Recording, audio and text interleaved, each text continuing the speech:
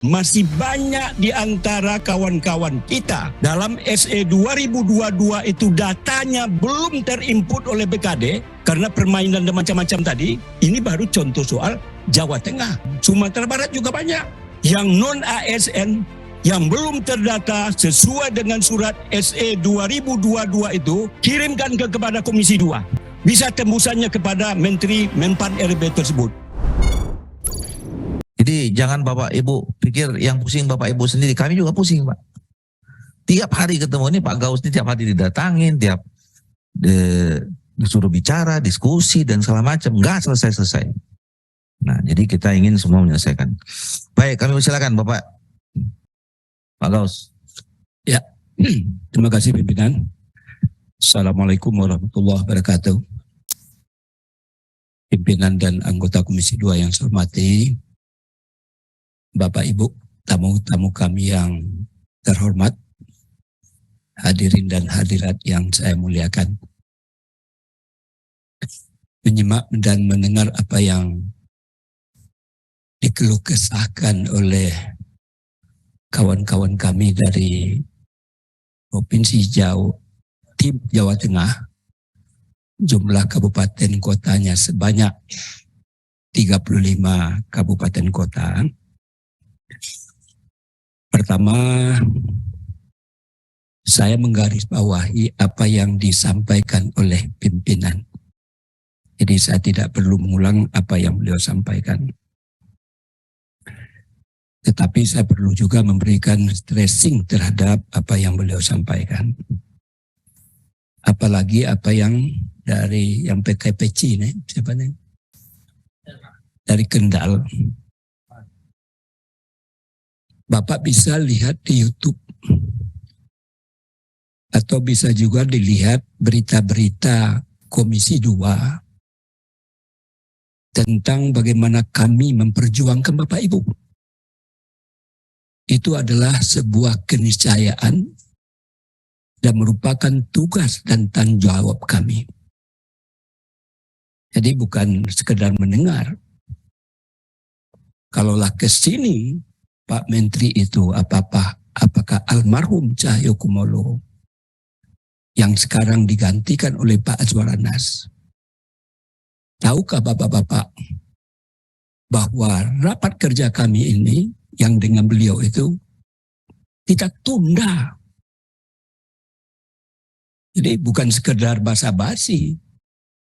Kita cerca itu kebijakan-kebijakan yang tidak berpihak kepada honorer.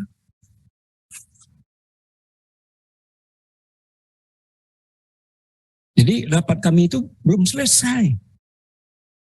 Sudah 3 kali apa yang disampaikan oleh ketua. Begitu serius kami Pak. Pertama kami ditugaskan di sini tahun 2019. Bapak ini mungkin yang nomor sekian ya Pak.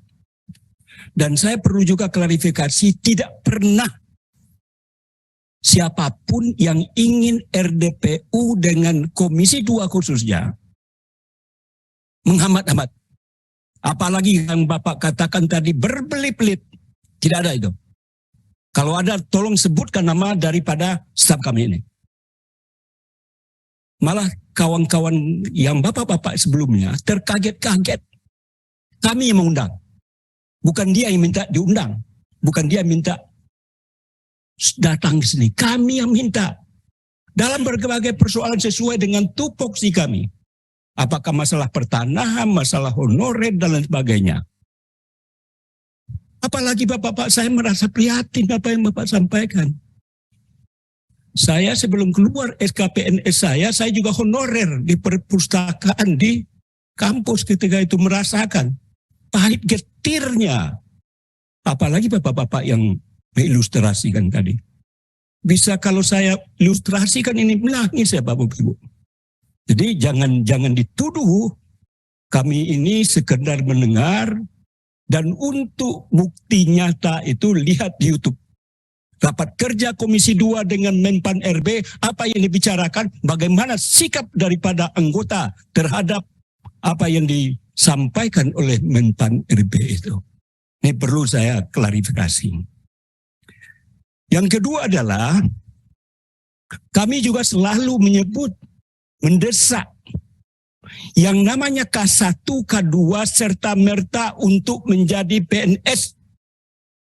Itu hutang bengkalai, hutang harus dibayar. Kalimat ini mungkin sudah ratusan saya sampaikan. Namanya bukan belas kasihan pemerintah, tidak. Kewajiban. Ini perlu saya sampaikan. Juga apa yang disampaikan oleh Ketua tentang penghapusan 28 November 2023 sudah juga kita bicarakan. Kalau penghapusan dimaksudkan adalah para honorer menjadi P3 dan ASN, Bapak pasti setuju dan Bapak Ibu. Jadi jangan a priori dulu apa yang dimaksud oleh kebijakan PP 48 itu. Kalau itu yang dimaksudkan kita setuju, jangan tolak-tolak begitu saja. Tapi persoalannya mampu dan beranikah pemerintah untuk mengakomodir itu. Termasuk juga kan dalam rangka melindungi Bapak Ibu. Jangan lagi pemerintah kabupaten kota merekrut. Sebab ini akan menjadi malapetaka juga bagi Bapak Ibu, makin banyak. Iya, itu maksudnya. Itu saya paham itu. Berkaitan dengan SE, saya betul juga bicara tentang hal itu. Saya dari Dapil Sumbar. Ternyata kebijakan dari Menpan RB ini bagus, baik. Gunanya apa? Untuk mengaca, untuk melihat, untuk mengetahui seberapa banyak jumlah daripada pegawai non-ASN ini. Tadi diproyeksikan oleh Ketua 500, 800, tetapi membengkak 2,4 juta lebih. Artinya apa? Tadinya Bapak Ibu tidak termasuk, sekarang masuk. Jadi jangan kita beranggapan SE ini tidak bagus. Saya juga mempertanyakan bahwa SE itu bukanlah ranah untuk menjadikan honorer itu menjadi P3K atau ASN. Tetapi mau dibawa kemanakan? Apa solusi yang terbaik untuk mencari persoalan-persoalan yang Bapak Ibu suarakan ini? Oleh karena itu, saya juga tidak tahu nih dari yang Bapak sampaikan, apakah masih ada di antara Bapak Ibu yang belum terdata terhadap surat SE 2022 itu? Banyak. Masih banyak Bapak, karena SE itu kemudian mengunci. Udah, saya paham. Sumbar pun juga banyak itu. Itu pun juga saya suarakan. Tapi untuk apa? Untuk Indonesia. Bukan hanya Sumbar. Ini Sumbar adalah studi kasus. Kenapa? Ada kebijakan dari BKD yang tidak mau. Ada, betul nggak? Iya, saya sampaikan itu. Ada juga kebijakan Pemda, wali kota bupati, karena dia, Bapak Ibu ini bukan orang dia, lalu dihilangkan data itu. Itu pun juga kami suarakan Bapak Ibu. Harusnya profesional. Oleh karena itu apa? Perlu ada grand design dalam menata, mencarikan solusi terhadap persoalan-persoalan non-ASN ini. Itu kerja-kerja kami, Pak Ibu. Komisi 2 ini pada umumnya yang datang itu yang seperti Bapak Ibu. Mengeluh. Dan kami akan tetap memperjuangkan apa yang Bapak Ibu keluhkan. Kemudian yang terakhir, ya sebetulnya banyak nih. Ketua udah melihat saya, jadi saya orangnya arif. Kalau udah ketua melihat saya itu berarti udah cukup lah katanya. Jadi kan begitu. Jadi kalau nggak bisa 20 menit saya nih. Jadi karena banyak yang akan bicara.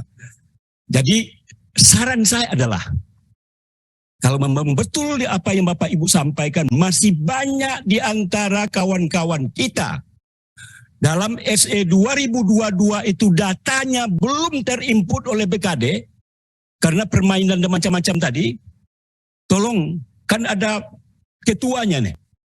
Dari kabupaten kota, kabupaten ini, Suplano, tolong dikumpulkan yang tidak terdata. Ini menjadi bahan juga bagi kita. Pada hari ini jumlahnya adalah 2,4 juta sekian, kemudian diverifikasi menjadi 2,3, bisa-bisa menjadi 5 juta. Ini baru contoh soal Jawa Tengah. Saya sampaikan tadi, Sumatera Barat juga banyak.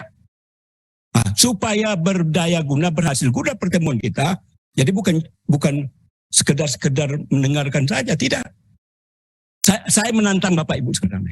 Kapan bisa Bapak Ibu melakukan pendataan kawan-kawan yang non-ASN yang belum terdata sesuai dengan surat SE 2022 itu, bekerjalah Bapak-Bapak untuk kepentingan kawan-kawan Bapak, bukan hanya untuk Bapak. Nah, kirimkan kepada Komisi 2. Bisa tembusannya kepada Menteri Menpan RB tersebut, bahwa banyak bengkalai yang harus diselesaikan oleh pemerintah berkaitan terhadap bagaimana non-ASN ini dicarikan jalan keluar yang terbaik. Barangkali demikian pimpinan, terima kasih. Assalamualaikum warahmatullahi wabarakatuh. Assalamualaikum warahmatullahi wabarakatuh. Terima kasih Pak Gaus.